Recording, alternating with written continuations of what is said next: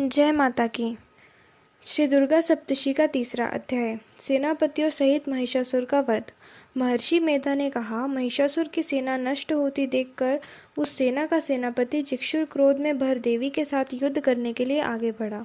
वह देवी पर इस प्रकार बाणों की वर्षा करने लगा मानो सुमेरु पर्वत पानी की धार बरसा कर रहा हो। इस प्रकार देवी ने अपने बाणों से उसके बाणों को काट डाला तथा उसके घोड़ों व सारथी को मार दिया। साथ ही उसके धनुष और उसकी अत्यंत ऊंची ध्वजा को भी काटकर नीचे गिरा दिया। उसका धनुष कट जाने के पश्चात उसके शरीर में अंगों को भी अपने बाणों से बीन दिया। धनुष, घोड़ों और सारथी को नष्ट हो जाने पर वह असुर ढाल और तलवार लेकर देवी की तरफ आया। उसने अपनी तीक्ष्ण धार वाली तलवार से देवी के सिंह के मस्तक पर प्रहार किया और बड़े वेग से देवी की बाई भुजा पर वार किया, किंतु देवी ने बाई भुजा को छूते ही उस दैत्य की तलवार टूटकर दो टुकड़ों में हो गई। इससे दैत्य ने क्रोध में भरकर शूल हाथ में लिया और उसे भद्रकाली देवी की ओर फेंका। देवी की ओर आता हुआ वह शूल आकाश से गिरते हुए सूर्य के समान प्रज्वलित हो उठा। उस शूल को अपनी ओर आते हुए देखकर देवी ने भी शूल छोड़ा और महाअसुर ने शूल के 100 टुकड़े कर दिए और साथ ही महिषासुर के प्राण भी हर लिए। जिक्षुर के मरने पर देवताओं को दुख देने वाले चामर नामक दैत्य हाथी पर सवार होकर देवी से लड़ने के लिए आया और उसके आने के साथ ही शक्ति से प्रहार किया, किंतु देवी ने अपने हुंकार से उसे तोड़कर पृथ्वी पर डाल दिया। शक्ति को टूटा हुआ देखकर दैत्य ने क्रोध से लाल होकर शूल को चलाया, किंतु देवी ने उसको भी काट दिया। इतने में देवी का सिंह उछलकर हाथी के मस्तक पर सवार हो गया और दैत्य के साथ बहुत ही तीव्र युद्ध करने लगा। फिर वह दोनों लड़ते हुए हाथी पर से पृथ्वी की ओर आ गिरे और दोनों बड़े क्रोध से लड़ने लगे। फिर सिंह बड़े जोर से आकाश की ओर उछलता और जब पृथ्वी की ओर आया तो अपने पंजों से चामर का सिर धड़ से अलग कर दिया। तब क्रोध से भरी हुई देवी ने शीला और वृक्ष आदि की चोटों को उदग्र को भी मार दिया। कराल की दांतों, मुक्कों और थपेड़ों से चूर्ण कर डाला। क्रोध हुई देवी ने गदा से प्रहार और उदंत दैत्य को मार गिराया। भिंदीपाल के वाष्पपल को बाणों से ताम्र तथा अंधक को मौत के घाट उतार दिया। तीनों नेत्रों वाली परमेश्वरी ने त्रिशूल से उग्रास्त्र उग्रवीर्य महानु नामक राक्षसों को भी मार गिराया। उसने अपनी तलवार से विडाल नामक दैत्य का सिर काट दिया तथा अपने बाणों से दुर्धर और दुर्मुख राक्षसों को यमलोकों में पहुंचा दिया।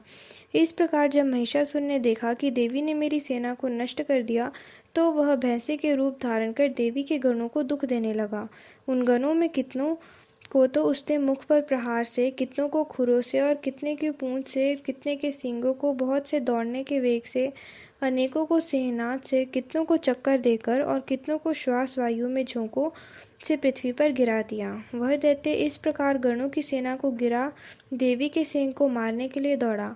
इस पर देवी को बड़ा गुस्सा आया। उधर दैत्य भी क्रोध में भरकर धरती पर खुरों से खोदने लगा और सींगों से पर्वत को उखाड़ उखाड़ कर धरती पर फेंकने लगा और मुख से शब्द करने लगा। महिषासुर के वेग में चक्कर देने वाले के कारण पृथ्वी क्षुब्ध होकर फटने लगी।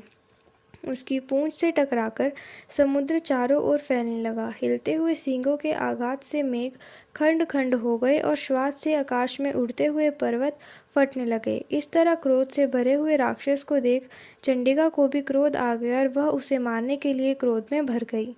देवी ने पाश फेंककर दैत्यों को बांध लिया और उसने के बंध जाने पर दैत्यों का रूप त्याग दिया और सिंह का रूप बना लिया। और ज्यों ही देवी उसका सिर काटने के लिए तैयार हुई कि उसने पुरुष का रूप बना लिया, जो कि हाथ में तलवार लिए हुए था।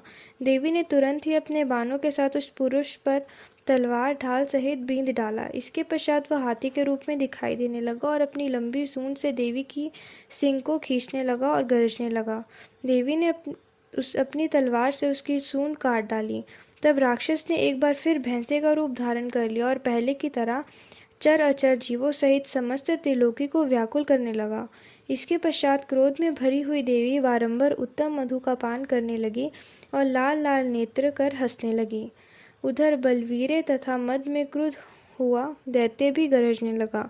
अपने सींगों से देवी पर पर्वतों को फेंकने लगा। देवी अपने बाणों से उसके फेंकते हुए पर्वतों को चूर्ण करती हुई बोली, ओ मूढ़, अब तक मैं मधुपान कर रही थी, तब तू गरज ले और इसके पश्चात मेरे हाथों तेरी मृत्यु हो जाने पर देवता गरजेंगे। महर्षि मेधा ने कहा। यूं कहकर देवी उछलकर उस दैत्य पर जा चढ़ी और उसको अपने पैर से दबाकर शूल से उसके गले पर आघात किया। देवी के पैर से दबने पर भी दैत्य अपने दूसरे रूप में अपने मुख से बाहर होने लगा। अभी वह आधा ही बाहर निकला था कि देवी ने अपने प्रभाव से उसे रोक दिया। जब वह आधा निकला हुआ था तो दैत्य युद्ध करने लगा और देवी ने अपनी तलवार से उसका सिर काट दिया। इसके पश्चात सारी राक्षस सेना हाहाकार करने लगी और वहां से भाग खड़ी हुई, और सब देवता अत्यंत प्रसन्न हुए तथा ऋषियों, महर्षियों सहित देवी की स्तुति करने लगे। गंधराज गान करने लगे और अप्सराएं नृत्य करने लगी। धन्यवाद। इसी के साथ हमारा तीसरा अध्याय समाप्त हुआ।